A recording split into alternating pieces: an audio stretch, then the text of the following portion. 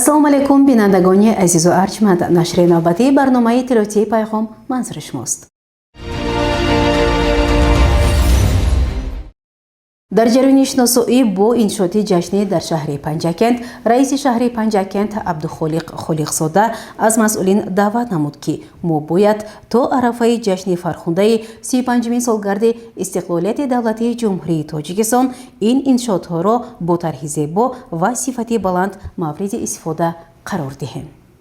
дар доираи омодагӣ ва таҷлили сазовор истиқбол гирифтани 35-мин солгарди истиқлоли давлатии ҷумҳурии Тоҷикистон дар шаҳру деҳоти Панҷакент наздик 1000 иншооти таъйиноташ гуногун бунёд шуда мавриди истифода қарор гирифтанд. бар замми ин соли ҷорӣ бо иқдоми сокинони ташаббускори ин диёри мутамаддин боз даҳҳо иншооти гуногуни дигар сохта хоҳанд шуд. ҳамаи ин иншоот ба шаҳри Панҷакенти кӯҳандиёр боз ҳусни зебоие зам мекунаду мисли шаҳри афсонавӣ гаштааст. бо мақсади шиносоӣ аз рафти сифат ва корҳои сохтмонӣ раиси шаҳри Панҷакент Абдухолиқ Холиқзода ҳамроҳ бо ҳайати корӣ аз чанд иншоот махсусан аз бунёди манзилҳои истиқоматии баландошона дар ҳудуди шаҳр боздид кард. аз ҷумла аз фаъолияти ҷамъияти дорои масъулияташ маҳдуди Манзилшоҳ дар хиёбони Рӯдакӣ аз тарафи соҳибкор Алиҷон Камолов бинои истиқоматии бисёр ошона иборат аз 12 ошона ва дорои 120 ҳуҷраи истиқоматӣ бунёд карда мешавад. ҳамчунин роҳбарияти мақомоти маҳаллӣ аз рафти сохтмонҳои биноҳои баландошонаи ҷамъияти дорои масъулияташ маҳдуди Дилшод Сохтмон, ҷамъияти дорои масъулияташ маҳдуди Васли Мухиён, ҷамъияти дорои масъулияташ маҳдуди Бинокор, ҷамъияти дорои масъулияташ маҳдуди Меҳру Муҳаббат, ширкати сохтмонии Комрони Абдулло Меҳроби Сохт шинос гардид. ба гуфти соҳибкорони маҳаллӣ манзилҳои истиқоматии баландошона бо сифати аълои сохтмонӣ, нархҳои дастрас, майдончаи бозӣ барои кӯдакон, ҷойи истироҳатӣ барои калонсолон, системаи гармидиҳӣ, таваққуфгоҳ барои воситаҳои нақлиёт бунёд гардида, домофон, камераҳои назоратии доимӣ насб карда мешаванд. ҳамзамон хонаҳо аз рӯи дизайни замонавӣ бо фармоиши харидорон сохта мешавад. дар ҳар як иншоотҳо ташкили марказҳои савдову хизматрасонӣ ва нуқтаи тиҷоратӣ дар назар аст. вобаста ба тартиб даровардани ду канори роҳ, саҳну атрофи биноҳои маъмурӣ, нуқтаҳои савдою хӯрокии умумӣ, ташкили шанбегиву корҳои тозагӣ, зебову тоза ва озода намудани пеши айвони биноҳои баландошона дастуру супоришҳо дода шуд. ҳамзамон ба соҳибкорон ва сохтмончиён ҷиҳати дар муҳлати пешбинишуда ба анҷом расонидани сохтмони биноҳои баландошонаи бунёдшаванда аз рӯи лоиҳа тибқи қоидаҳои меъморӣ ва зебову ҷалбкунанда бунёд кардани биноҳо маслиҳатҳо дода шуд. ҳамзамон дар рафти боздид аз иншоотҳои ҷашнӣ дар хиёбону кӯчаҳои марказӣ раиси шаҳри Панҷакент аз ифлосиву партовҳо дар маркази шаҳр изҳори нигаронӣ кард. мутаассифона дар баробари корҳои ободонӣ бархе аз шаҳрвандон дар тозаю озода нигоҳ доштани шаҳр худро масъул намешуморанд. дар роҳҳо, қади ҷӯйбор, хиёбону гулгаштҳо, хулоса дар ҳар ҷое ки рост меояд зарфҳои пластикии обҳои ташнашикан, коғазпечҳои ширинӣ, пасмондаи дони офтобпараст ва монанди инҳоро партофтанд. чун шаҳри босонияи Панҷакент шаҳри қадимаву сайёҳӣ мебошаду сайёҳони зиёд меоянд, бояд мардуми шарафманди Панҷакент одобу маданияти баланди шаҳрнишинӣ ва тоҷиконаро нишон дода шаҳрро тозаву озода ва зебову сарсабз гардонем. дар доираи боздид аз иншоотҳои ҷашнӣ раиси шаҳри Панҷакент Абдухолиқ Холиқзода дар деҳаи Деваштич аз рафти бунёди бинои нави муассисаи таҳсилоти умумии асосии рақами 1 ки дар ҳамкорӣ бо шарикони рушд сохта мешавад боздид кард. маълум шуд ки имрӯзҳо корҳои бунёдкорӣ вусъат ёфта, устоҳо бо рангубор ва дигар корҳои ободонӣ машғуланд. ёдовар мешавем ки пудратчӣ ҷамъияти дорои масъулияташ маҳдуди Гулгун буда фармоишгар бунёди миллии иҷтимоии маблағгузории Тоҷикистон мебошад. бино дорои ду ошонаи таълимӣ иборат аз 10 синфхона ва як бинои иловагӣ иборат аз 3 синфхонаи замонавӣ мебошад. раиси шаҳри Панҷакент барои дар сатҳи хуб анҷом додани корҳои ободониву бунёдкорӣ масъулинро вазифагузорӣ кард. гузориши Муъинса Тамулоева ва Талабшод Тошев.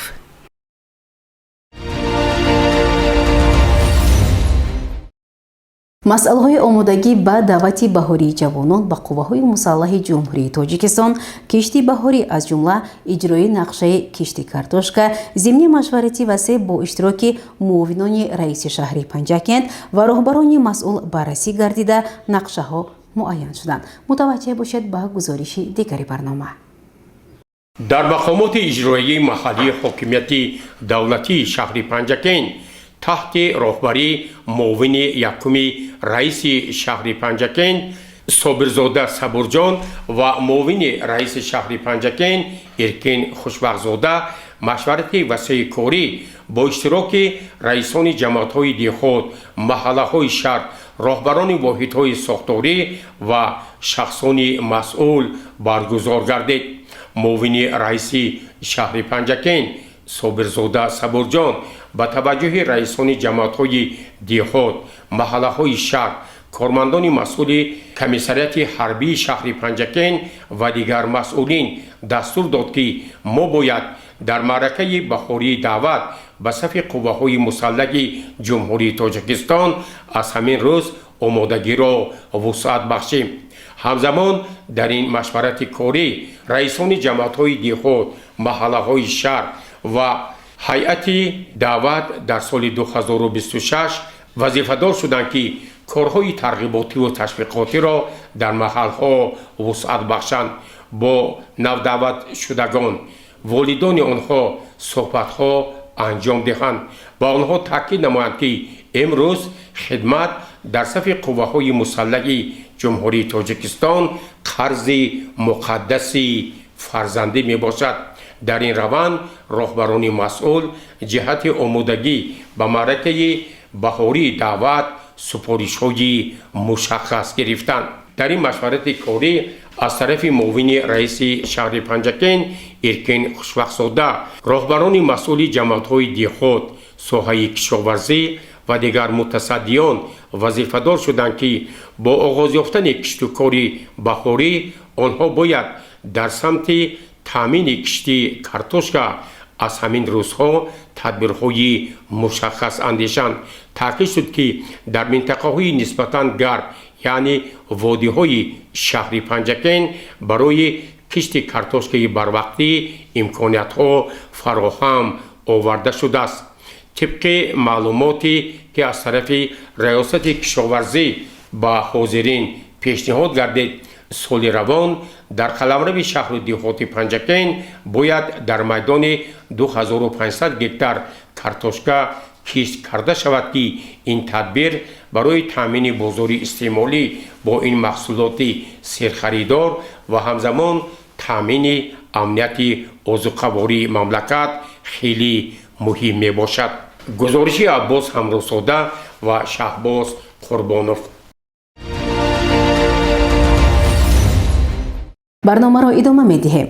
ба муносибати эълон гардидани санаи 12 феврал ҳамчун рӯзи мубориза бар зидди экстремизми хушунатомез дар деҳаи негноти ҷамоати деҳотӣ Рӯдакӣ мулоқоти гурӯҳи таблиғотӣ доир гардид. бахшида ба рӯзи байналмилалии мубориза бар зидди экстремизми хушунатомез ки ҳар сол санаи 12 феврал қайд мешавад, аз тарафи гурӯҳи таблиғотӣ намояндагони мақомоти иҷроияи маҳаллии ҳокимияти давлатии шаҳри Панҷакент, прокуратураи шаҳри Панҷакент, шӯъбаи амният, шӯъбаи вазорати корҳои дохилии ҷумҳурии Тоҷикистон дар шаҳри Панҷакент ва дигар сохторҳо бо сокинони деҳаи нигноти ҷамоати деҳоти Рӯдакӣ як мулоқоти ошкоро баргузор гардид. дар оғози ин мулоқот муовини сардори шӯъбаи дар шаҳри Панҷакент будаи раёсати кумитаи давлатии амнияти миллии ҷумҳурии Тоҷикистон дар вилояти Суғд Амаков Маҳмад Шариф пиромони вазъи мураккаби ҷаҳони имрӯза, мубориза бар зидди экстремизм ва терроризм, пешгирии шомилшавии шаҳрвандон, махсусан ба ҷавонон ба ин ҳизбу ҳаракатҳое ки воқеан барои амнияти кишвари мо хеле хатарнок аст сухан гуфт. прокурори шаҳри Панҷакент مشاور عدلیه درجه 1 اسکندر رحمتزاده در جریان سخنرانی خویش بار دیگر تاکید نمود که امروز جهان معاصر با خطرهای گلوبالی اکستریمیسم و تروریسم روبرو گردیده هر سال با این مقصد 12 فوریه همچون روز بین المللی مبارزه بر ضد اکستریمیسم خشونت‌آمیز قید کرده می شود. هدف اساسی ما کارمندان مقامات حفظ حقوق پیش از همه با مردم دیار پیشنهاد کردن معلومات مفصل درباره خطرهای نفرانی که با حزب و حرکت‌های افراطگرا و تروریستی شامل می باشند روانه شده است.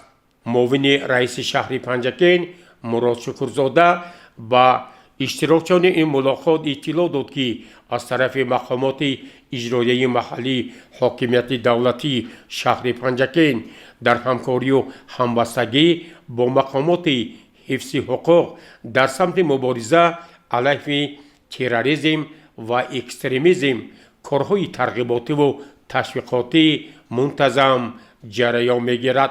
معاون سردار شعبه وزارت کارهای داخلی جمهوری تاجیکستان در شهر پنجکین عمرزاده عثمان تاکید کرد که امروز ما باید همگان متحدانه بر ضد عملهای اکستریمیستی و تروریستی مبارزه را تقویت بخشیم، زیرا هر یک نفری که برای خود تاجیکستان را یک وطن مقدس اعلان کرده است هیچگاه به این عملها راضی نشود.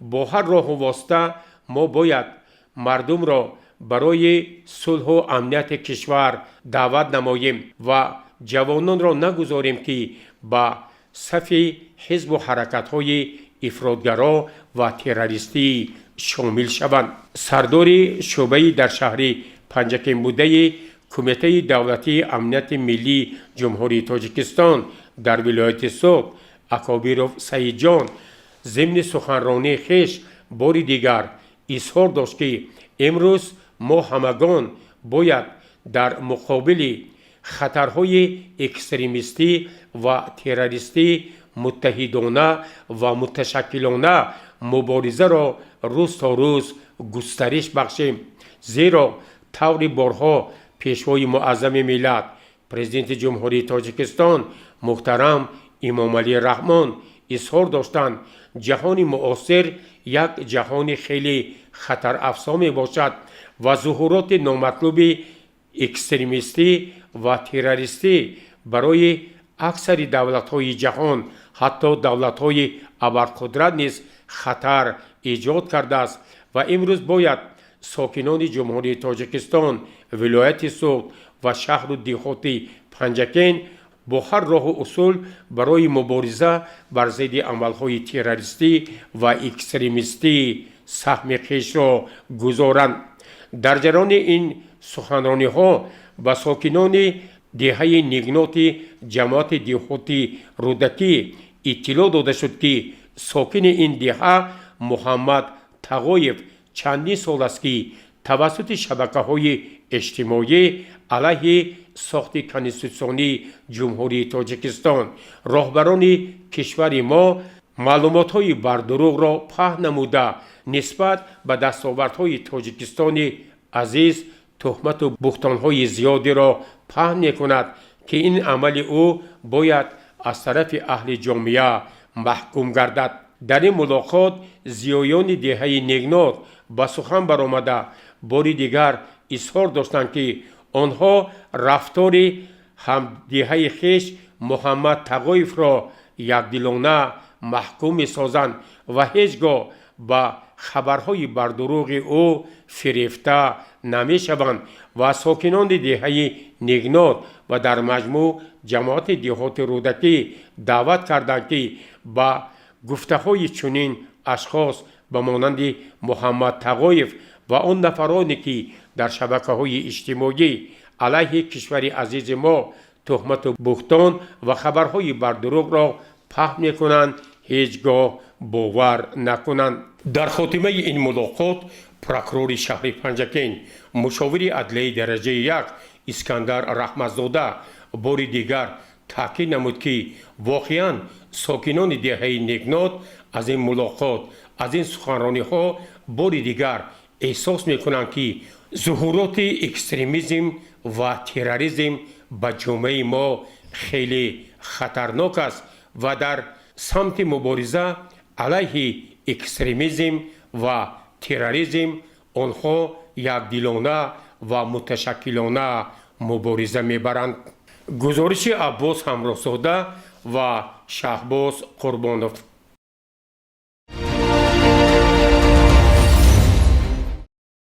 дар заминаи нақшаи чорабиниҳои мақомоти иҷроияи маҳаллии ҳокимияти давлатӣ ва шӯъбаи корбозанон ва оилаи шаҳр гурӯҳи бонувони фаъол аз қисмҳои низомӣ дида намуда бо афсарону сарбозон мулоқот орастанд. бо мақсади иҷрои нақшаи чорабиниҳои шӯрои вилоятӣ ва шаҳрии ҳаракати ваҳдати миллӣ ва эҳёи Тоҷикистон бахшида ба рӯзи артиши миллии ҷумҳурии Тоҷикистон силсилаи мулоқоту суҳбатҳо, тадбирҳои маърифатию тарғиботӣ бо маром идома доранд. дар ин раванд бо иштироки аъзо ва фаъолони шӯрои ҳаракати ваҳдати миллӣ ва эҳёи Тоҷикистон дар шаҳри Панҷакент дар қисмҳои низомӣ ва сарҳадӣ таҳти унвони ҳимоятгарони ватаним вохӯриҳои идона дуир гардид. гурӯҳи таблиғотӣ дар ҳайати муовини раиси шаҳр Мурод Шукрзода, мудири шӯъбаи корбозанон ва оила Ҳамзира Замонӣ, раиси кумитаи иҷроияи Ҳизби Халқии Демократии Тоҷикистон дар шаҳри Панҷакент Мастона Муродӣ, намояндагони бахши кор бо ҷавонон ва варзиш, бонувони фаъол нахуст дар қисми ҳарбӣ 05-170 вазорати мудофиаи ҷумҳури Тоҷикистон бо ҳайати афсарону сарбозон дидору мулоқот намуда ба онҳо маводи хӯрока, нону шириниҳо тақдим карданд. аъзои гурӯҳи таблиғотӣ зимни суханронӣ ғамхориҳои рӯзафзуни пешвои миллат, президенти ҷумҳурии Тоҷикистон, раиси ҳаракати ваҳдати миллӣ ва эҳёи Тоҷикистон муҳтарам Эмомалӣ Раҳмон, роҳбарияти мақомоти иҷроияи ҳокимияти давлатӣ вилояти Суғд ва шаҳри Панҷакентро барои беҳтар намудани шароитҳои моддию техникӣ дар қисмҳои низомӣ, таҳкими иқтидори мудофиавии ватан таъкид намуда, афсарону сарбозонро бо 33-мин солгарди таъсисёбии қувваҳои мусаллаҳи ҷумҳурии Тоҷикистон табрик карданд. чунин мулоқоти хотирмон бо тақдими нону шириниҳои омодакардаи модарони меҳрубон дар қисми сарҳадӣ 0203 баргузор шуд. муовини раиси шаҳри Панҷакент Мурод Шукрзода роҷеъ ба ҳифзи марзу бӯми ватан, баландбардоштани ҳиссу ифтихор аз Тоҷикистони соҳибистиқлол, омодагӣ ба таҷлили бошукӯҳи 35-мин солгарди истиқлоли давлатии ҷумҳурии Тоҷикистон сухан гуфта, ҳамаи марзбононро ба ифтихори рӯзи артиши миллии ҷумҳурии Тоҷикистон табрику таҳният намуд. қумандони қисми сарҳадӣ Парвиз Зафархон барои ташкили ин мулоқоти судманди идона ба роҳбарияти мақомоти иҷроияи маҳаллии ҳокимияти давлатии шаҳри Панҷакент, вилояти Суғд, шӯроҳои вилоятӣ ва шаҳрии ҳаракати ваҳдати миллӣ ва эҳёи Тоҷикистон арзи сипос кард ва ҳамзамон изҳор дошт ки марзбонон рисолати хишро ҳамчун муҳофизони ватан содиқона иҷро менамоянд. гузориши Аббос Ҳамроҳзода ва Талабшо Тошев.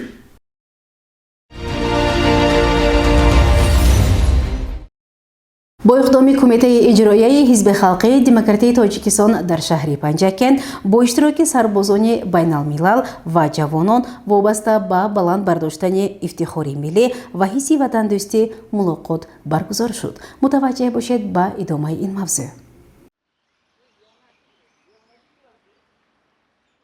бо ташаббуси кумитаи иҷроии ҳизби халқии демократии Тоҷикистон дар шаҳри Панҷакент 37-солагии таъсисёбии рӯзи баровардани қушунҳои Иттиҳоди шӯравӣ аз хоки Афғонистон تجلیل گردید. با این مناسبت در بینای کمیته اجرایی حزب خلق دموکراتی تاجیکستان در شهر پنجکند چهاره‌بینی برگزار گردید. در چهاره‌بینی مذکور رئیس کمیته اجرایی حزب خلق دموکراتی تاجیکستان در شهر پنجکند مستانه مرادزاده، رئیس شورای سابق دوران جنگ و مهنت و اینترنشنالیستی شهر پنجکند علیبوی براتوف، سابق دوران جنگ افغانستان، افسران و سربازان، فعالان حزب اشتراک و سخنرانی نمودند. چهاره‌بینی را مستانه مرادزاده حسنی آغاز بخشیده قید نمود که ما باید خاطره‌های نیک و کارنامه‌های قهرمانی جوانان تاجیک را که بهر تامین یکپارچگی و حفظ و امنیت مردم در حسرت و کلفت قرار داشته افغانستان قرض اینترنشنالی خود را ادا نمودند، جانیساری نمودند، یاره‌دار و معیوب گشتند از یاد نبراریم. این قهرمانی ها ابدی بوده، بهر حیات آروم و آسوده دیگران همیشه جاویدان خواهد ماند. علیبوی براتوف نیز در نوبت خود سخنرانی نموده از کارنمایی و قهرمانی جنگاوران اینترنشنالیست سخن گفت و قید نمود که اساسگذار صلح و وحدت ملی پیشوای ملت پرزیدنت جمهوری تاجیکستان محترم امامعلی رحمان همه شهروندان کشور و مخصوصا جوانان را هشدار می‌نمایند که هیچگاه تاریخ را فراموش نکنیم، زیرکی سیاسی را از دست نداده همیشه برای حفظ مرز و بوم و حمایت مقدسات دولت آماده باشیم. تاجیکستان میکنم شکری کم و بسیاری تو، میکنم شکرانه از آزرم و از آزاری تو. از تو من ثروت نمیخواهم، وطن هستی بس است، با خس و خارت برابر زندگی کردم بس است. هر لحظه مرا یادی وطن می آید، یادی وطن و یادی چمن می آید. هر شب که من سر به بالین مانم، بر خواب شبم حسن وطن می آید. در فرجام باشد از جانب کمیته اجرایی حزب خلق دموکراتی تاجیکستان در شهر پنجکند با سابق دوران جنگ و مهنت و اینترنشنالیستان شهر پنجکند سپاسنامه و تحفه‌های خاطروی تقدیم گردیده از جانب فعالان حزب سرودها در وصف وطن قرائت گردیدند. گزارش مرتبه رحمان و شهباز قربانوف.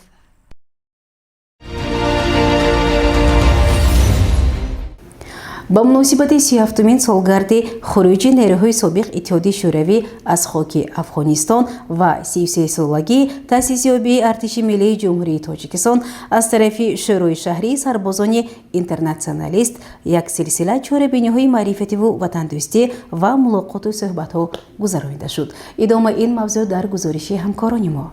در زمینه توسعه همکاری‌های جمهوری تاجیکستان با جمهوری ازبکستان سالهای آخر از طرف تشکیلات و سازمان‌های شهر پنجکند با نمایندگان ولایت سمرقند جمهوری تاجیکستان روابط دوستانه و همکاری‌ها گسترش می‌یابد. در عرفه 37مین سالگرد خروج نیروهای سابق اتحاد شوروی از خاک افغانستان گروه سابقه‌داران جنگاوران اینترنشنالیست ولایت سمرقند به شهر پنجکند تشریف آوردند. از طرف رئیس شورای سربازان اینترنشنالیست شهر پنجکند علیبوی براتوف و دیگر نمایندگان مهمانان سمرقندی را در پاره مجسمه شاه اسماعیل سامانی پذیرایی کردند.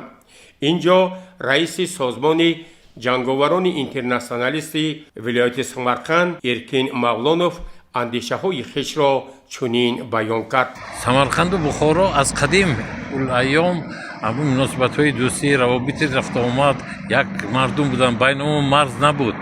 من بعد از کشاده شدن مرز ما باز پیوند شدیم، روزهای نیک برسیدیم، من آبادانی دیده شدیم. من 50 سال باز پنجکند میدونم، بسیار از کردی آمده اینجا شهر پنجکند باستانی همین خیلی قیافش میدونم، لیکن وقتای آخر در روزهای استقلالیت بسیار شهر روز به روز زیبا شده. حاضر ما شهرکی سرزم دیدیم، در آنجا هم بسیار آبادانی ها تاریخ کهنه حاضر همین خیلی برقرار کردن که تمام دنیا اینا دیده همین خیلی تاریخ کده شناس شده ایستاده است. گروه نمایندگان شهر باستانی سمرقند از طرف معاون رئیس شهر مراد شکرزاده به حضور پذیرفته شد.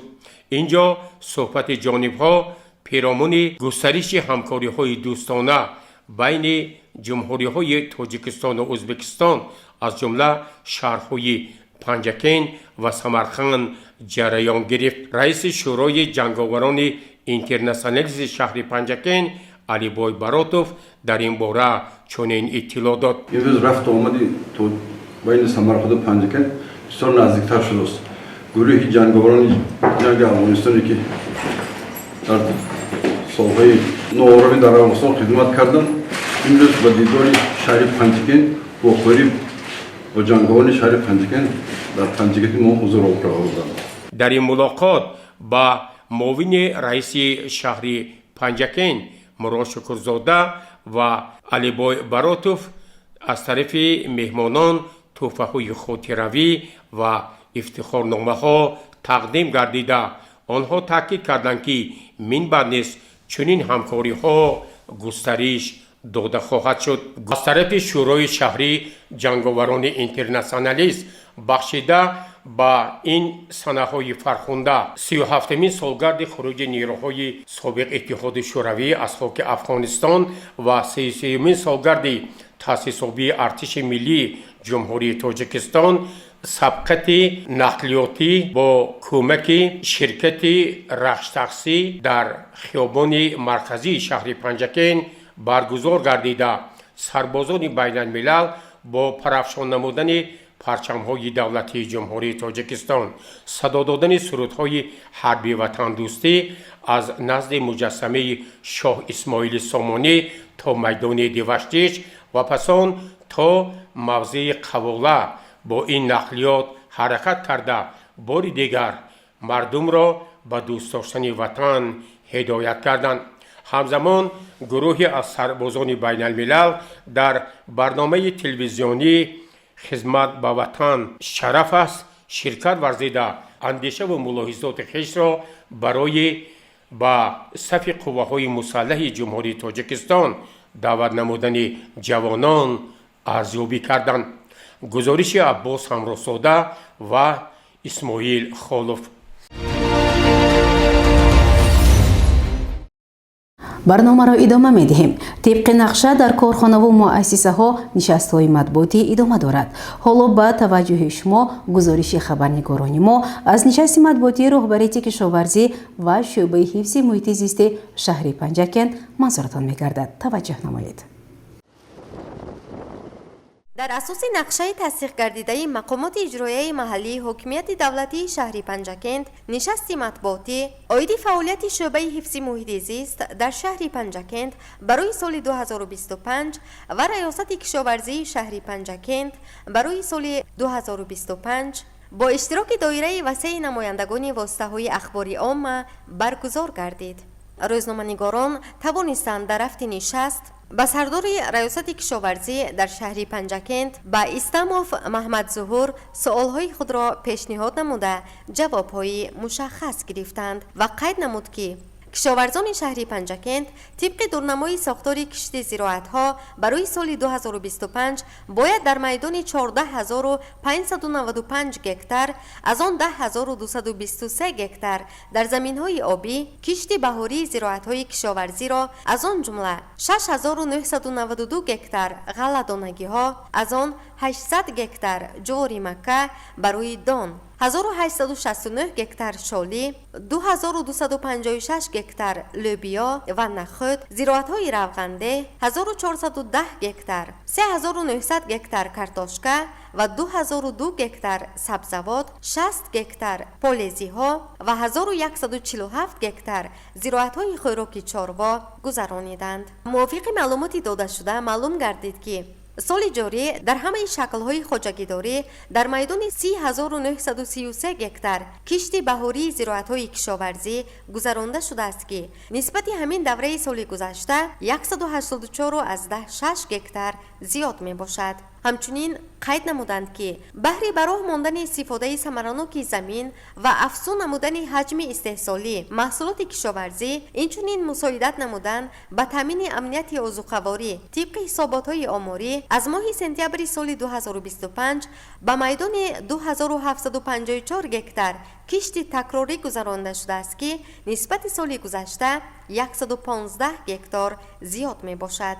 ҳамчунин бунёди боғу токсори нав 32 гектар, аз он боғ 14 гектар ва 18 гектар ток бунёд карда шудааст. барқароркунии боғҳои кӯҳна 23 гектар, аз он 2 гектар токро ташкил медиҳад. ҳамчунин ба суоли рӯзноманигор чунин посух дода шуд ки мувофиқи супориши захираи хошок барои зимистонгузаронии чорво барои солҳои 2025-2026 хоҷагиҳои кишоварзии шаҳр бояд 70 000 тонна хошоки дурушт, аз он ҷумла 40 000 тонна бедаю алафҳои табиӣ ва 30 000 тонна коҳу пахол бояд тайёр намоянд. дар рафти посух зикр карда шуд ки шумораи сардхонаҳо дар шаҳри Панҷакент 9 адад буда бо иқтидори 1650 тонна мавҷуд буда фаъолият карда истодааст. ҳамин тавр зикр гардид ки ҳаҷми маҷмӯи маҳсулоти кишоварзӣ ба санаи 1 январи соли 2026 2 миллиарду 599 миллион 725,9 ҳазор сомонӣ, аз он растани парварӣ ва дар соҳаи чорводорӣ бошад 501 миллион 686,5 ҳазор сомонӣ буда афзоиши он 105,8% ташкил намудааст. дар фарҷоми нишасти матбуотӣ намояндагони васоити ахбори омма посухҳои пешниҳодшударо қаноатбахш арзёбӣ намуда чунин вохӯриҳоро барои огоҳии ҷомеа аз вазъи воқеии соҳа ва фаъолияти шӯъбаи ҳифзи муҳити зист дар шаҳри Панҷакент ва раёсати кишоварзии шаҳр муҳим донистанд. гузориши Дилафрӯзи Ҳафиз ва Шаҳбоз Қурбонов.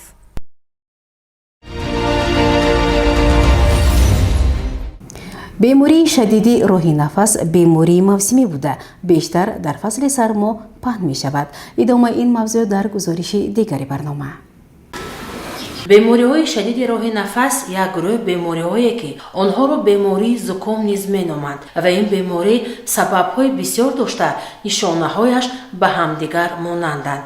бемории шадиди роҳи нафас дар 4 фасли сол мушоҳида мешавад ва ин бемории мавсимӣ буда бештар дар фасли сармо яъне тирамоҳ ва зимистон рост меояд. дар фасли тирамоҳ ва зимистон норасогии витаминҳо дар организми инсон ва инчунин сардшавии ҳаво ва дар ҳавои тоза кам сайру гашт кардан мебошад. барангезандаи ин беморӣ асосан вирусҳо, бактерияҳо, хламидияҳо ва микоплазма аст. чӣ хеле ки дар боло қайд намудем, дар фасли зимистон ин беморӣ шадиди роҳи нафас дар байни аҳолӣ авҷ мегирад. оиди бемории шадиди роҳи нафас табиби сиратшиноси марказии саломатии шаҳри Панҷакент Тошев Ҷонон чунин маълумот дод. ҳозир фасли зимистон аст. бемории шадиди роҳҳои нафас алалхусус бемории зуком дар шаҳру деҳот ба қайд гирифта мешавад. асосан ин бемории сироятӣ буда барангезандааш вирусҳо мебошанд. ба ин беморӣ бештар бо аломатҳои дарди сар, баландшавии ҳарорати бадан, пастии иштиҳо, гоҳ-гоҳ дилбеҳузурӣ, қайдкунӣ, дард дар ғӯзаҳои чашмон, дарди сар ба қайд гирифта мешавад. мавсимнокии ҳамин беморӣ ба ҳама маълум аст ки дар фасли зимистону тирамоҳ бисёртар авҷ мегирад. ин бемории зуком беморӣ табобатшаванда аст. ба ин беморӣ алалхусус дороҳои зидди вирусӣ ба монанди анаферон, батферон, циклоферон, агар ки беморӣ бо ҳарорати баланд ба қайд гирифта шавад, агар антибиотикҳо фармуда мешавад, аз гурӯҳи амоксатсилин фармуда мешавад. беморӣ дар хона ҳам табобат карда мешавад, агар ки аломатҳое ки дар боло қайд карда бошад сабук бошад. чӣ хеле ки дар боло гуфта гузаштем, беморӣ бо оризаҳош мушоҳида карда шавад, ҳатман ба духтури оилавӣ ва табибони сироятшинос муроҷиат кардан дар кор.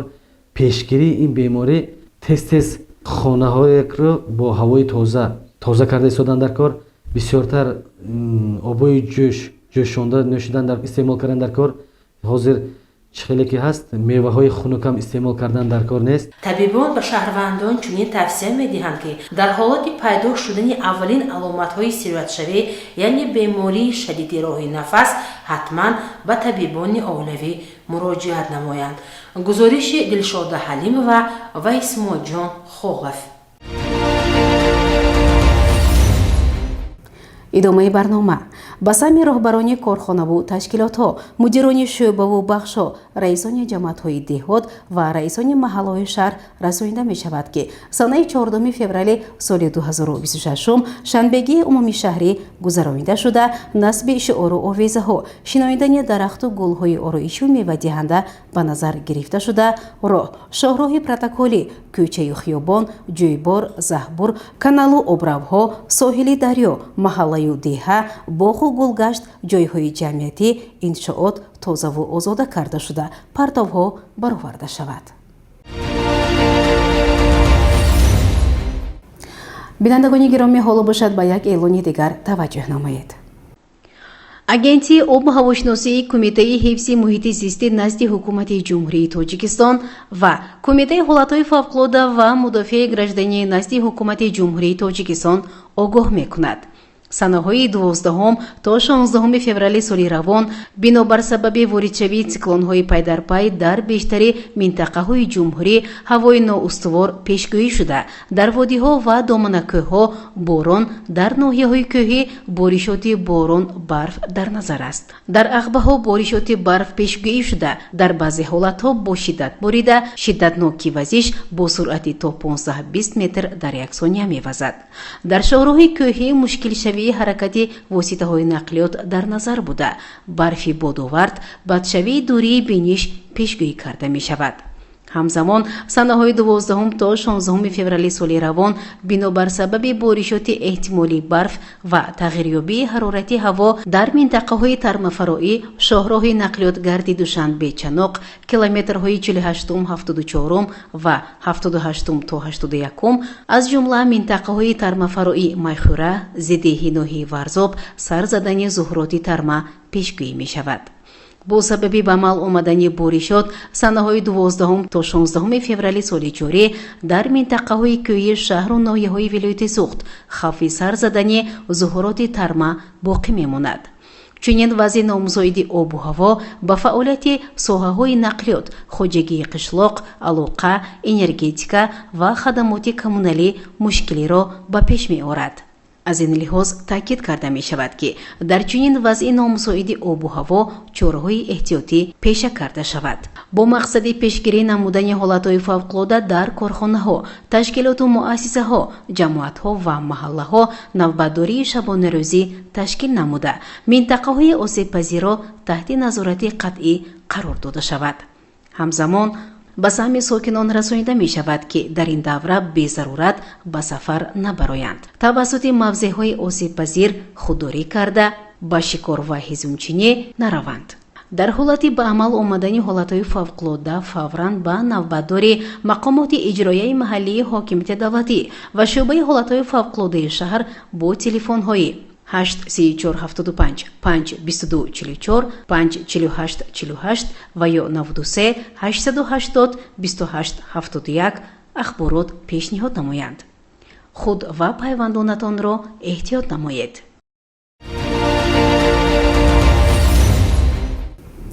тамошобинони азиз, ин буд он ҳама хабару гузоришҳое ки то ин дам бароятон таҳия ва пешкаш намудем.